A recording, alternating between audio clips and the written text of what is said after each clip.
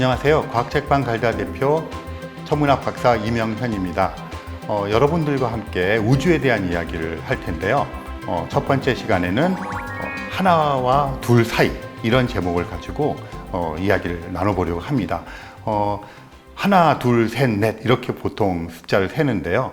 그 천문학에서는 하나와 둘 사이가 굉장히 큰 뭐라 그럴까요? 의미 면에서나 실질적인 면에서 차이가 있습니다. 그 이야기를 좀 하면서 우주 이야기를 해보려고 합니다.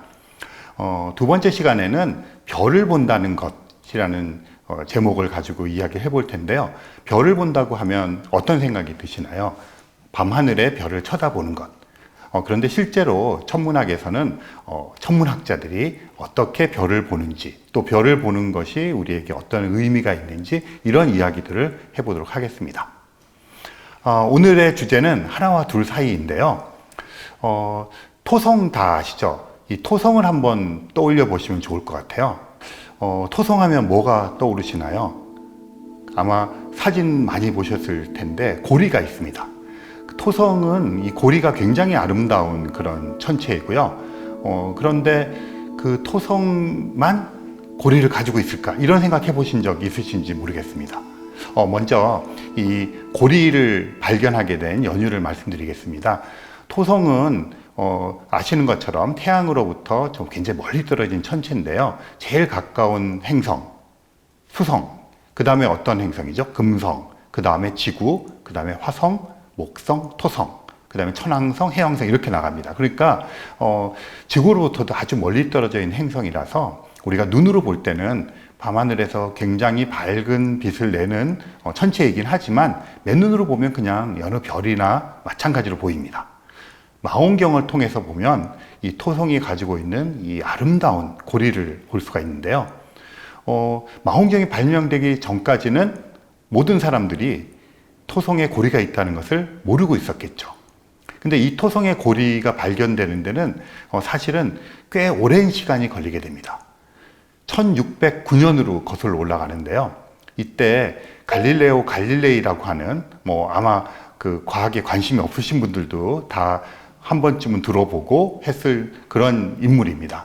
이 갈릴레오 갈릴레이가 망원경을 만듭니다. 자기가 발명을 처음 한 것은 아니고요. 네덜란드에서 망원경이 발명되었다는 소식을 듣고 이분은 과학자이면서 또 공학자였거든요. 그래서 직접 설계를 해서 망원경을 만들게 됩니다. 워낙 또 과학에 출중하고 또 기술도 뛰어났기 때문에 이분이 만든 망원경이 당시로서 세계 최고 성능을 자랑하는 망원경을 뚝딱 만들어 버리게 됩니다. 이분은 이제 이 망원경을 사용해서 그 천체를 관측을 했는데요. 당연히 목성, 금성, 수성 다 봤겠죠. 달도 보고 태양도 봤을 겁니다. 이 토성을 관측을 하면서 굉장히 이상한 것을 발견했어요. 토성에 무슨 혹 같은 것들이 붙어 있다고 생각을 했습니다. 갈릴레오 갈릴레이가 만든 망원경이 당시로서는 세계 최고 성능의 망원경이었지만 오늘날 기준으로 보면 이 망원경이 흔히 요즘에 아이들도 구할 수 있는 그런 망원경의 성능보다도 사실은 못한 정도였습니다. 그래서 그 망원경으로 토성을 봤는데 이 토성의 고리가 완전히 분해되어서 또렷한 고리 모양을 보이지를 못했고요. 이게 마치 뭔가 혹이 붙어 있는 것 같은 그런 모양으로 나타났습니다. 그래서 이 갈릴레오 갈릴레이는 토성의 고리를 어쩌면 처음으로 본 사람이었지만 그것이 고리라고 하는 것을 인식하는 데는 실패했습니다. 그래서 그냥 기록을 이상하게도 토성에 혹 같은 게 붙어 있다 이런 식으로 기록을 남기고 말았습니다. 그리고 세월이 지나서요, 네덜란드에 있던 하위헌스라고 하는 천문학자가 이 더 개량된 성능의 망원경을 가지고 토성을 보게 됩니다. 그래서 토성을 봤더니 고리가 있는 거예요. 드디어 하위헌스에 의해서 토성에 고리가 있다고 하는 것이 밝혀졌습니다. 심지어 이 하위헌스는 이 토성의 고리가 모양이 조금씩 변하는 것을 발견했습니다. 지구에서 토성을 바라볼 때 이 각도 때문에 그런 건데요. 그런 것들이 주기성을 갖는다는 것까지 알려되면서 이 토성이라고 하는 행성에 고리가 있다고 하는 것을 알게 되었습니다. 굉장히 신비하죠. 지금도 아마 처음으로 천체를 바라볼 때, 특히 목성이나 토성을 볼 때, 이 토성의 고리가 너무나 깜찍하고 예뻐서 기억하는 사람들이 많이 있습니다. 제가 왜 토성의 고리 얘기를 했느냐 하면요. 제가 어렸을 때 학교에서 천문학 공부를 할 때만 하더라도 이 우주에서 유일하게 고리를 가지고 있는 천체는 무엇이냐? 이렇게 물어보면 정답은 토성이었습니다. 그런데 좀 이상하지 않으세요? 토성에 고리가 있는 것까지 이해하겠는데 그렇다고 해서 이 토성에 있는 고리가 전 우주에서 유일할 이유는 상식적으로 생각하면 없잖아요.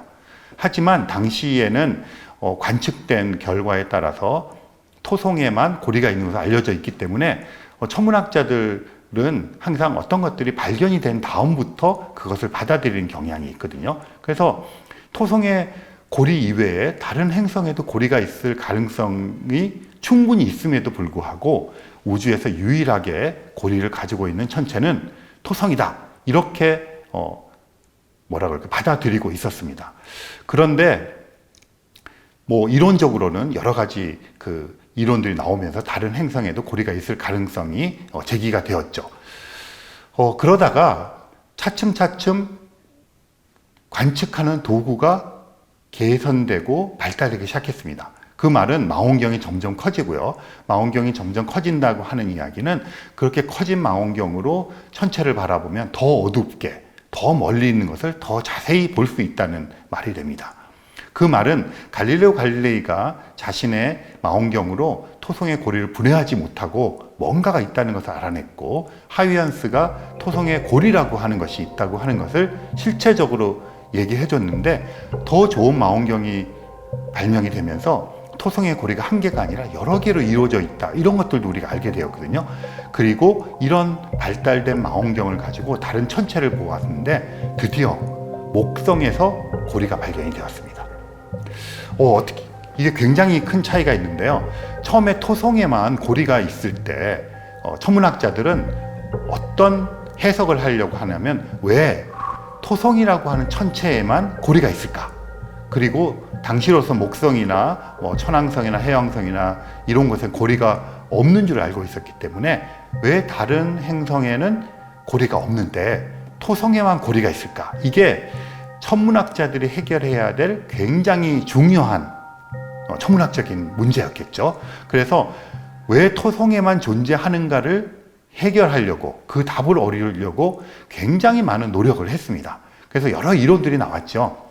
그랬는데 어느 날 발달된 관측 기기의 도움으로 목성이라고 하는 또 다른 행성에서 고리가 발견된 겁니다. 이제 두 번째 경우가 생겼잖아요. 이건 굉장히 중요한 의미를 갖는데요. 어떤 경우가 하나가 있을 때는 일반화시키기가 힘듭니다. 그냥 이게 굉장히 예외적으로 한 개만 있을 수 있잖아요. 그런데 두 개가 생겼다고 하는 것은 굉장히 많은 가능성을 얘기해 주게 됩니다. 두 번째 게 있으니까 세 번째, 네 번째도 있지 않을까? 이런 생각을 갖게 하고요. 어쨌든 유일성이 깨어져 버린 거잖아요. 그러면 천문학자들의 질문이 바뀝니다. 왜 토성에만 고리가 있을까 해서 토성에도 고리가 있고 조금 다르게 생긴 목성에도 고리가 있으니까 왜 저런 천체들의 고리가 있을까? 이렇게 조금 더 구체적이고 느슨해지고 어쩌면 더 포괄적인 질문으로 넘어가게 됩니다. 그런데 이 목성과 토성의 공통점을 보면요. 태양계 내에서 수성이라든가 금성이라든가 지구라든가 화성은 좀 크기가 작습니다. 그리고 표면이 딱딱한 암석질로 이루어져 있고요. 그래서 이런 것들을 흔히 암석질 행성 이렇게 부릅니다. 그런데 목성, 토성, 천왕성, 해왕성은 가스로 이루어져 있어요. 기체로 이루어져 있습니다. 그리고 큽니다. 그래서 이런 행성들을 거대 기체 행성 이렇게 부릅니다. 그러면 뭔가 패턴이 보이시지 않습니까? 수성, 금성, 화성, 지구에는 고리가 없습니다.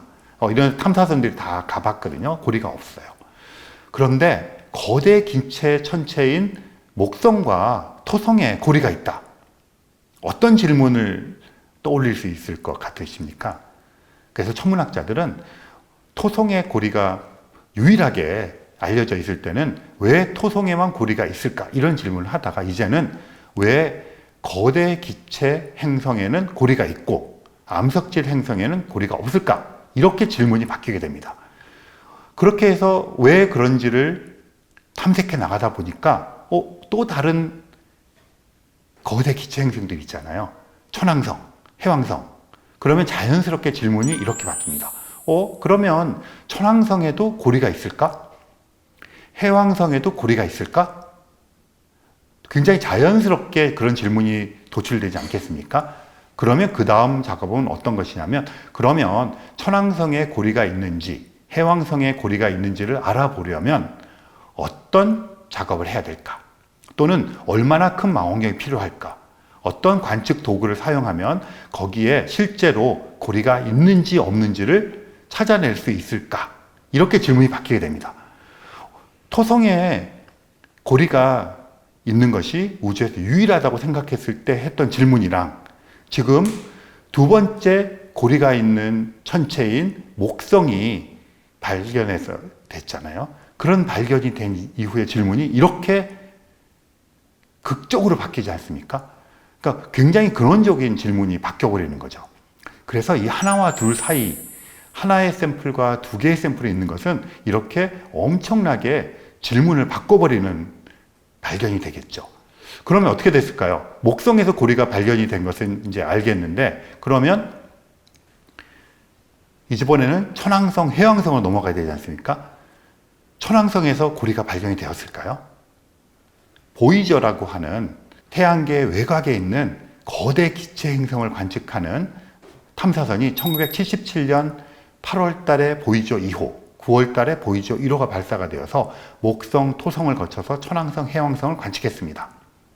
목성에 있던 흐릿한 고리를 재확인을 했고요. 천왕성을 갔더니 우리들의 바람대로 천왕성에도 고리가 있었습니다. 해왕성에도 고리가 있었고요. 이렇게 되니까 천문학자들이 이제 신이 났죠. 우리가 던졌던 가설적인 질문, 거대 기체 행성에는 다 고리가 있을까? 있다고 하는 것이 판명이 되었죠. 그러면 이제는 왜 거대 기체 행성에만 고리가 있을까? 그들에게 다 있으니까요. 그리고 암석질 행성에는 왜 고리가 없을까? 이런 질문을 던지게 되고요. 그것은 태양계라고 하는 이 시스템이 만들어질 때, 태양계가 형성되고 생성될 때 왜 이렇게 나뉘어지는 형식으로, 패턴으로 형성되었을까? 이것은 우리가 살고 있는 우리 태양계의 기원에 대한 문제이기도 하지 않습니까? 그래서 이 두 번째 고리의 발견이 이렇게까지 질문을 던지게 되고 우리들에게 답을 요구하게 되고, 그것을 위해서 관측 기기를 만들고 관측을 하고 새로운 사실을 알게 되고, 그러다 보니까 굉장히 앞서게 되고 우리가 더 많은 것을 알게 되는 태양계 형성 이론이 형성되게 되었습니다. 그런데 이쯤 되니까 이제 질문을 던지죠.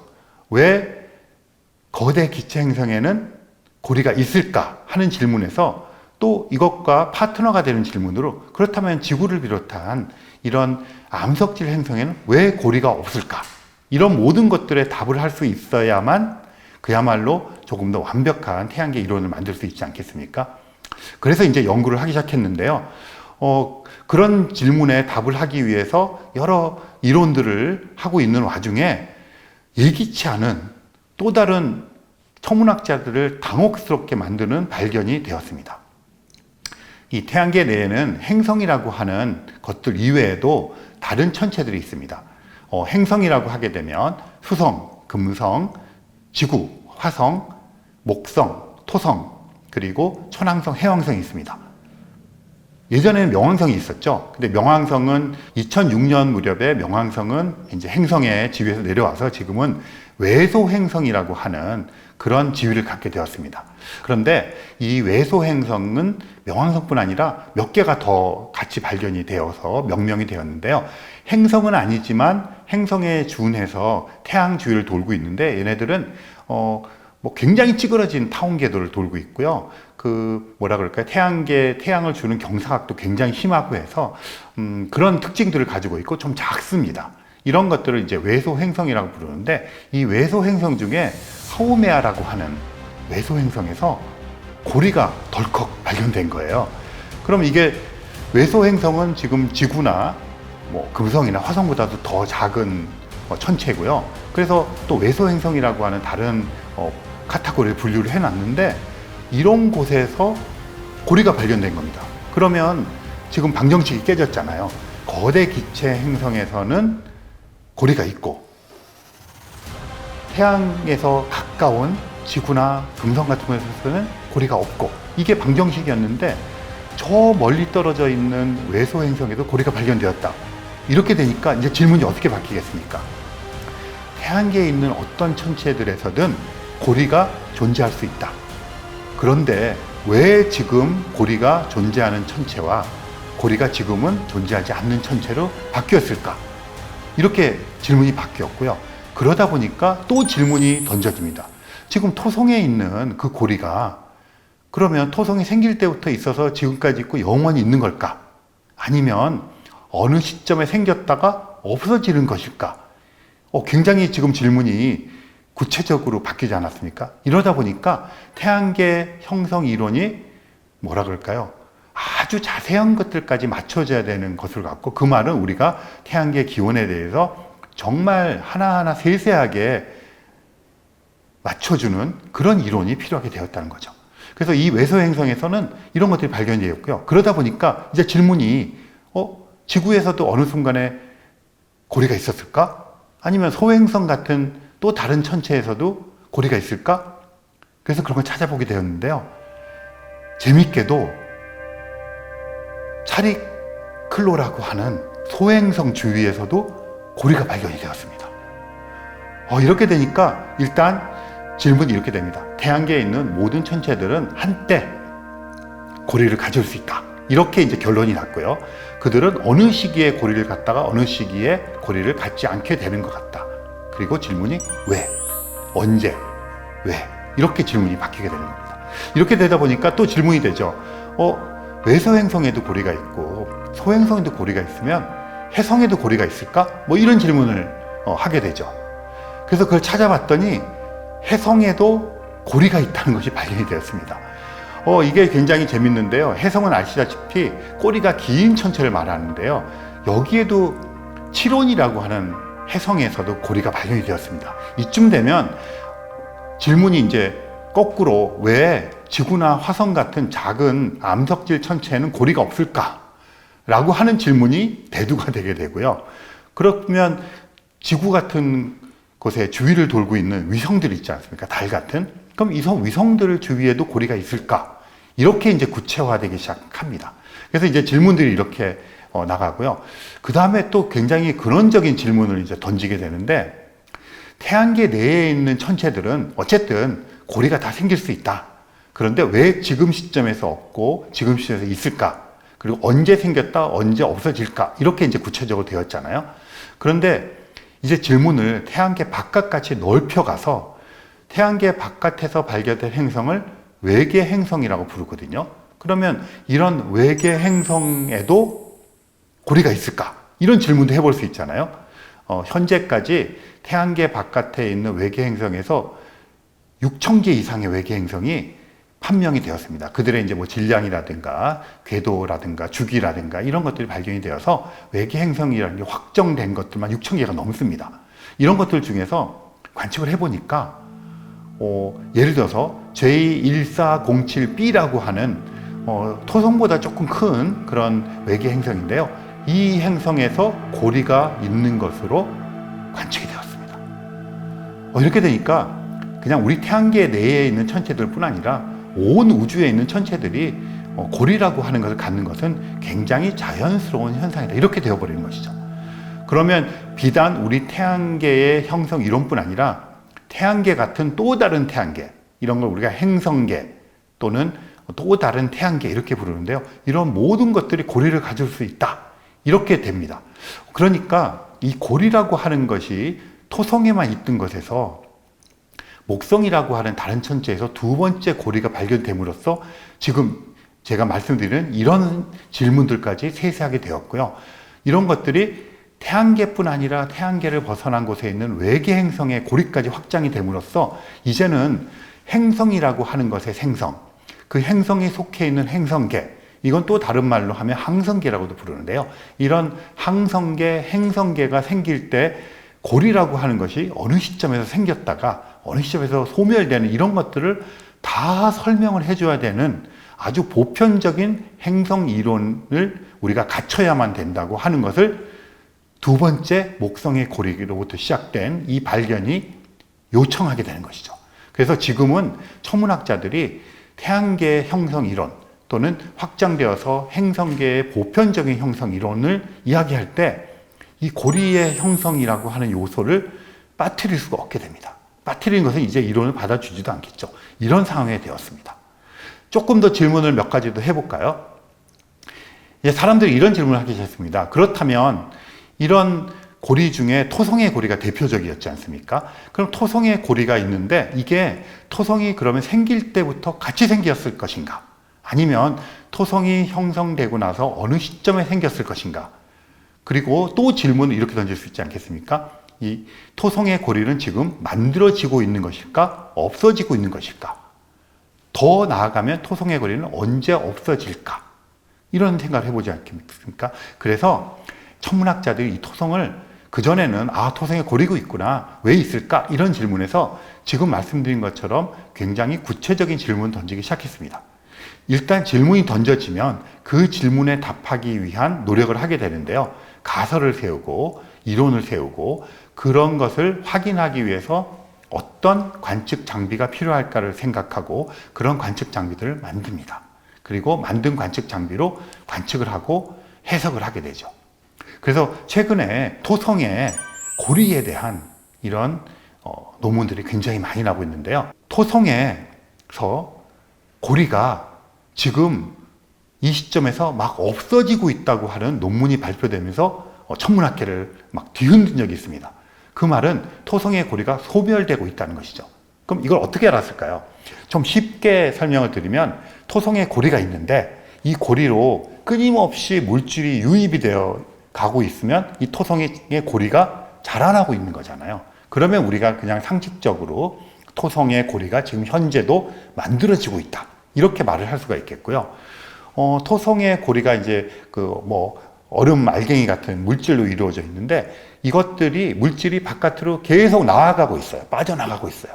그러면 우리가 토성은 소멸되고 있다. 토성의 고리는 소멸되고 있다. 인구도 그렇지 않습니까? 어떤 도시가 있으면 그 도시로 새로운 사람들이 자꾸 들어오고 있으면 이 도시가 점점 커지고 성장하고 있다고 말을 하고, 이 도시로부터 사람들이 빠져나가고 있으면 이 도시의 인구가 이제 점점 감소하면서 소멸되어 가는 과정을 겪고 있다, 이렇게 말을 하지 않습니까? 마찬가지입니다. 그래서 사실은 되게 명확하죠. 들어오는 것이 많은지 나가는 것이 많은지를 확인해 보면 되는 거죠. 그래서 해봤더니 유입되는 것보다 밖으로 나가는 얼음 알갱이들이 더 많더라. 그래서 토성의 고리는 현재 시점에서 소멸되어 가고 있는 것이다. 그러니까 토성의 고리는 없어져 가고 있는 것이다, 이렇게 말할 수 있는 것이죠. 그리고 예를 들어서 1년에 얼마나 많은 양이 빠져나가고 있는가를 계산을 하면 언제쯤 되어서 토성의 고리가 없어질 것인가? 그러면 우리는 고리 없는 토성을 관측할 수가 있겠죠. 이렇게도 계산해 볼 수 있지 않겠습니까? 그래서 그런 논문을 발표해서 발칵 뒤집혔죠. 저 아름다운 토성의 고리가 이제 없어지는구나, 그렇게 얘기를 했는데 또 다른 천문학자들이 관측을 해보니까 토성의 고리에 물질이 유입되는 것이 훨씬 더 많더라, 이렇게 정반대의 관측 결과가 나왔습니다. 이게 어떻게 된 거냐면요, 어떤 것이 빠져나가고 어떤 것이 들어오는가를 정의하는 것에 따라서 이게 좀 다른가 봐요. 이 토성에는 현재 100개가 넘는 위성들이 있습니다. 달이 100개가 넘게 있는데요. 이 위성들은 토성의 고리의 바깥쪽에 존재하기도 하지만 토성의 고리 근처에도 존재를 합니다. 그래서 이런 토성의 달 중에서는 깨지는 애들이 있어요. 또는 토성의 달에 가지고 있는 물질들이 막 흩어지면서 토성의 고리로 유입이 막 됩니다. 그냥 얼음 알갱이 자체뿐 아니라 그러다 보니까 그렇게 유입되는 양이 꽤 많아서 사실은 토성의 고리에서 얼음 알갱이들이 빠져나가는 것을 상쇄하고도 남을 정도로 더 많은 양들이 이 토성의 위성들이 가지고 있는 물질로부터 나온다는 것을 관측하게 되었고요. 이런 것을 종합하게 되면 이 토성의 고리는 여전히 성장하고 있다. 그럼 토성의 고리가 점점 이제 커지고 있다는 얘기죠.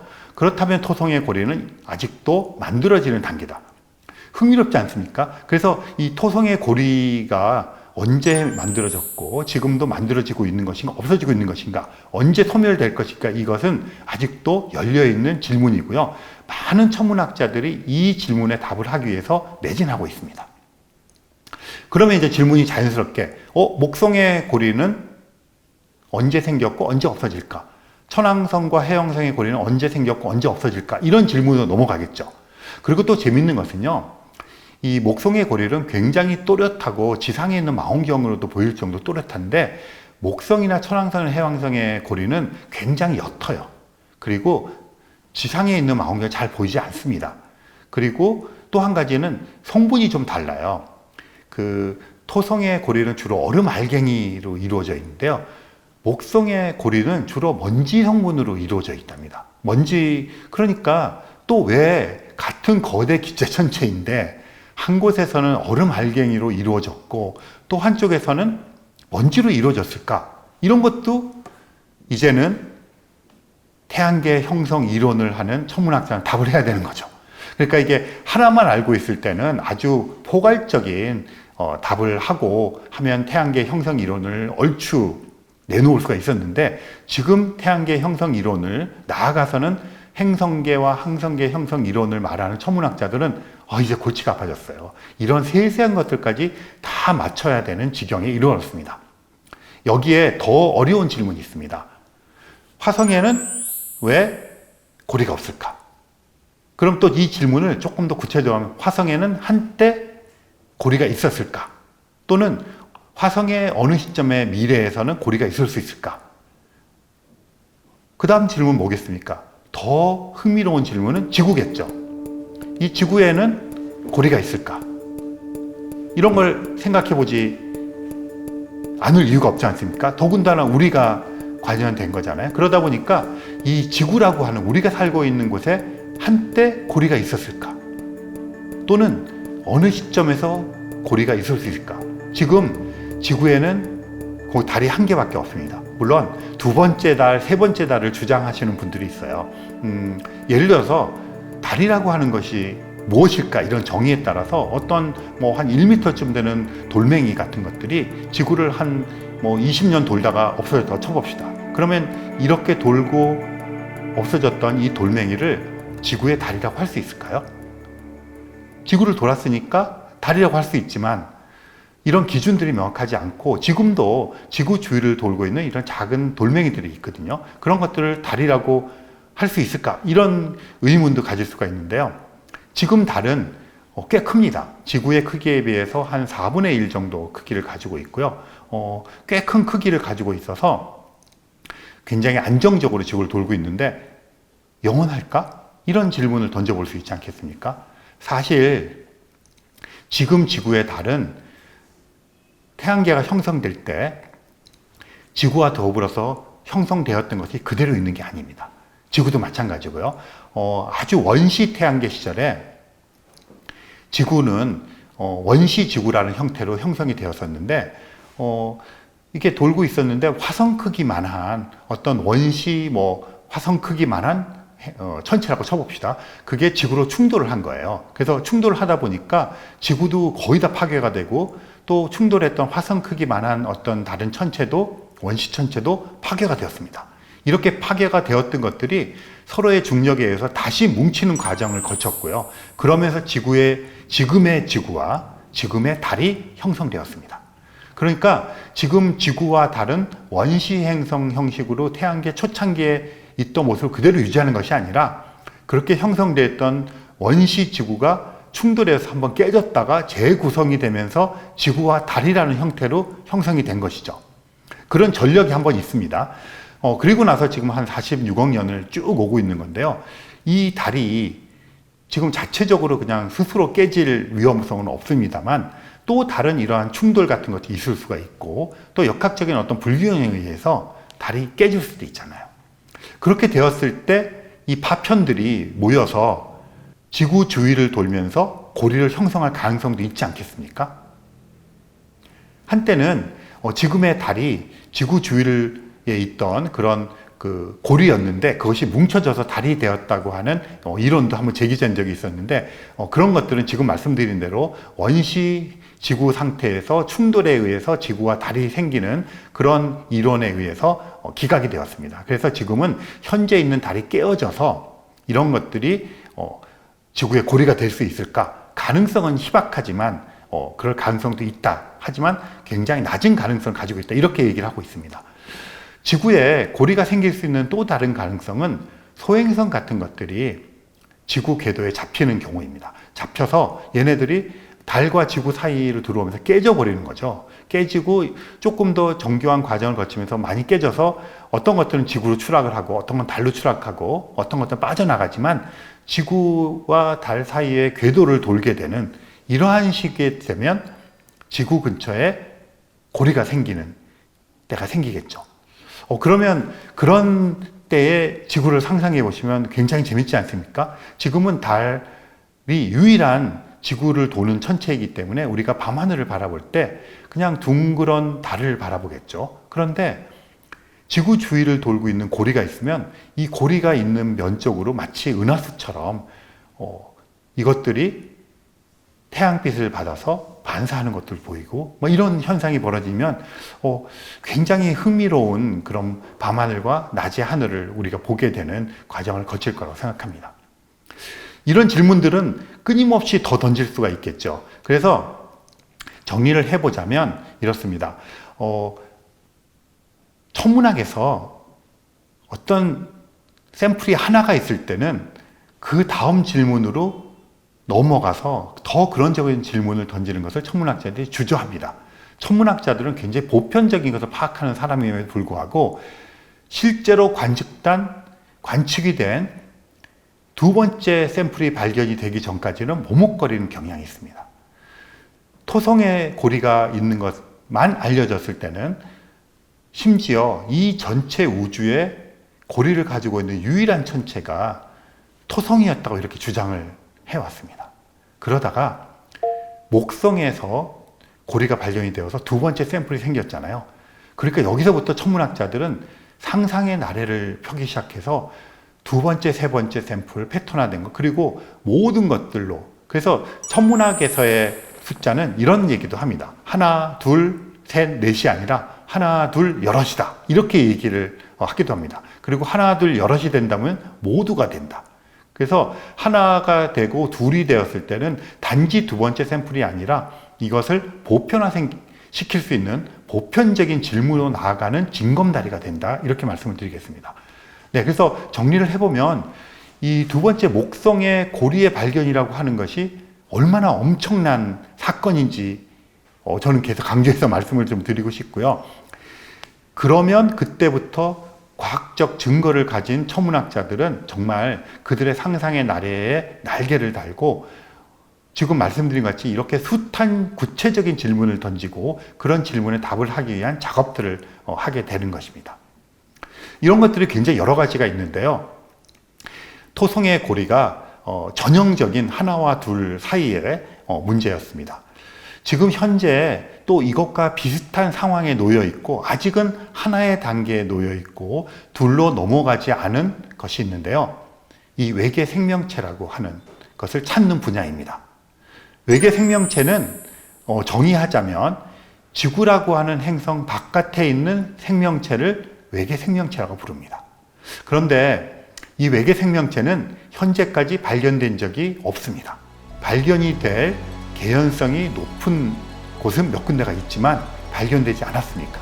그러니까 외계 생명체는 아직 전 우주에서 발견되지 않았고요. 그 말은 뭐냐면 이 우주에서 마치 토성의 고리가 그랬던 것처럼 현재 시점에서 전 우주에서 전체 우주에서 생명체가 존재하는 유일한 지역은 지구밖에 없습니다. 그런데 과학자들은 외계 생명체가 존재할 가능성에 대해서는 거의 99.9% 개연성 있게 있을 것이라고 이야기를 합니다. 하지만 그것들이 있다고 가정을 하고 그것으로부터 두 번째, 세 번째 케이스로 마치 목성의 고리가 생긴 이후로 펼쳐나갔던 것 같은 그러한 과정을 이어나가진 않고 있습니다. 왜냐하면 두 번째 경우가 생기지 않았기 때문입니다.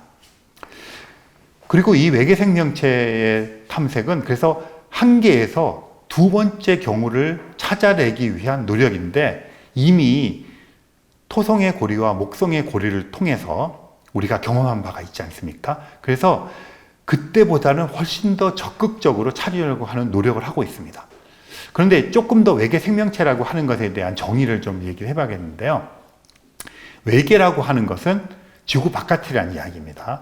근데 이 외계라고 하는 단어를 천문학에서는 굉장히 임의적으로, 자기적으로 사용합니다. 제가 아까 외계 행성이라는 말을 썼잖아요. 이 외계 행성이라는 얘기를 할 때 이 외계는 지구 바깥이 아니라요. 태양계 바깥을 얘기할 때 외계 행성이라고 얘기합니다. 그런데 외계 생명체 얘기할 때는 지구 바깥에 있는 곳, 그러니까 화성이라든가 목성 같은 곳에서 생명체가 발견된다면 그런 모든 것들을 외계 생명이라고 얘기할 수가 있죠.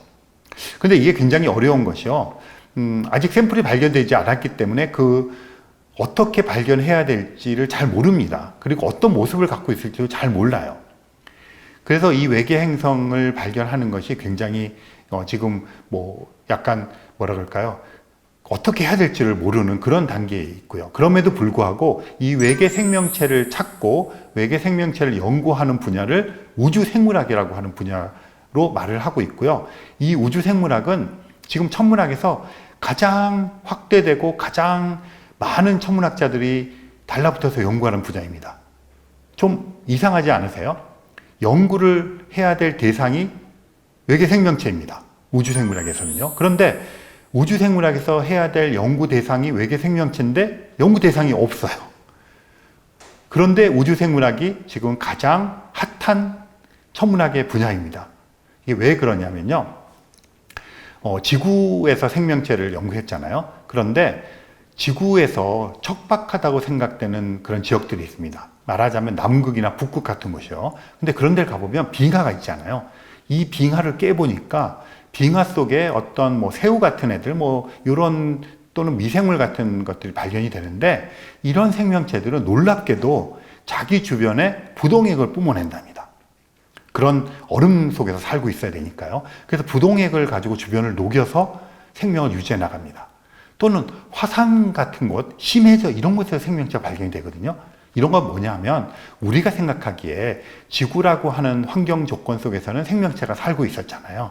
그런데 지구를 벗어난 다른 행성에서는 우리가 생각하기에 지구 생명체에게는 굉장히 척박한 환경이라고 생각되는데 그렇다면 지구상에서 가장 척박한 환경이라고 생각되는 곳에서 생명체에 대한 탐구를 해보면 그것의 확장으로서 화성이라든가 달에서의 생명체 연구를 할 수 있지 않을까? 그렇게 얘기를 합니다. 그래서 지금은 그런 극지에서 생명체를 연구하는 생물학자들이 자기 자신을 극지생물학자 또는 우주생물학자라고 부릅니다.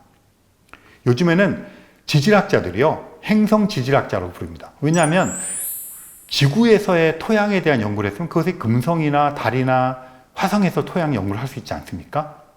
대기과학자들은요, 행성대기과학자라고 얘기합니다. 금성의 대기, 목성의 대기, 토성의 대기를 연구를 합니다. 그래서 아직은 외계 생명체가 발견되지 않았지만 그런 외계 생명체가 발견될 수 있는 토대가 되는 다른 행성들에서의 여러 다른 분야의 관측을 하고 연구를 하는 분야를 통틀어서 우주생물학이라고 하기 때문에 이미 우주생물학은 굉장히 중요한 천문학의 분야로 자리 잡았습니다. 이게 어쩌면 토성에서 비롯된 두 번째 고리가 있는 목성에서 얻은 교훈을 통해서 우리가 좀 더 적극적으로 이렇게 찾아 나가야 된다는 것을 알게 되고 행동하는 것이 아닐까 그렇게 생각을 해봅니다. 그러면 제가 이제 외계 생명체가 발견이 되면 얼마나 좋을까, 또 어떤 일이 벌어질까 하는 말씀을 드렸는데요. 한 가지 좀 살펴보기로 하겠습니다. 현재 외계 생명체에 대한 탐색을 하고 있는데 제일 먼저 관측을 하고 관심을 가졌던 대상이 달입니다. 이 달에는 아폴로 11호를 비롯해서 아폴로 17호까지 6번의 유인 탐사선들이 이제 갔었는데요. 그래서 관측을 해보니까 생명체가 없는 것으로 판명이 되었습니다. 그래서 일단 가볼 수 있는 곳에서 우리가 직접 가서 사람이 눈으로 보는 게, 거기서 실험을 해보는 게, 생명체가 있는지 없는지 찾아보는 게 제일 중요하지 않습니까? 그런데 안타깝게도 지금까지 사람이 직접 가서 확인을 해본 것은 달밖에 없습니다. 그래서 달에는 지금까지의 결과로는 생명체가 없는 것 같다. 그런데 요즘에는 달의 남극이나 북극 같은 곳에 빙하가 있을 것 같고요. 또는 달에서 이렇게 막 움푹 파여진 동굴이라든가 이런 것이 상대적으로 박테리아 같은 데 있을 수 있지 않을까, 뭐 이런 기대를 가지고 또 생명체를 찾아보는 작업을 하고 있습니다. 그 다음에 관심을 갖고 있는 게 화성인데요. 이 화성에는 지금 탐사선들이 굉장히 많이 가 있습니다. 뭐 엄청 많은 무인 탐사선이 가 있고요. 아직 사람은 못 갔습니다. 이게 너무 멀고 생명을 유지하면서 갔다가 올 수 있는 그런 거리가 아니기 때문에 못 갔고요. 화성에 주목하는 이유는 화성에는 대기가 있고요. 남극과 북극이 있고 빙하도 있고 대기가 있기 때문에 진눈깨비 눈도 내리고요. 땅을 파면 얼음도 있고 이 땅속에는 좀 액체 상태의 물도 있는 것 같습니다.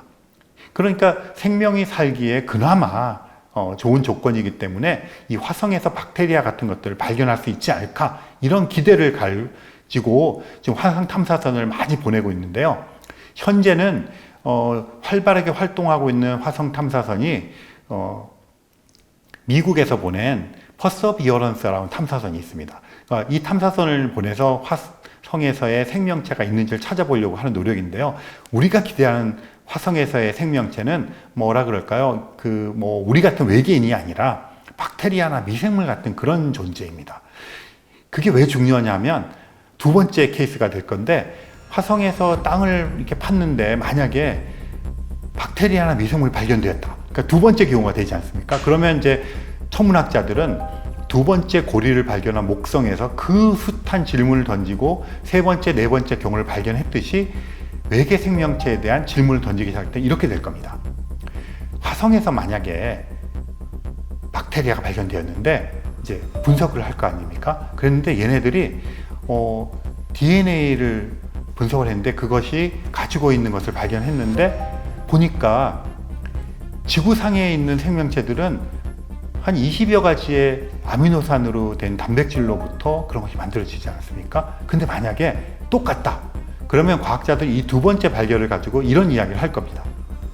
아, 이것 봐라. 이렇게 가까운 태양계 내에서 다른 행성에서도 지구 생명체와 똑같은 그런 아미노산으로 이루어진 생명을 가지고 있다. 두 번째 케이스잖아요. 그러니까 이렇게 여러 보편화를 시킬 겁니다.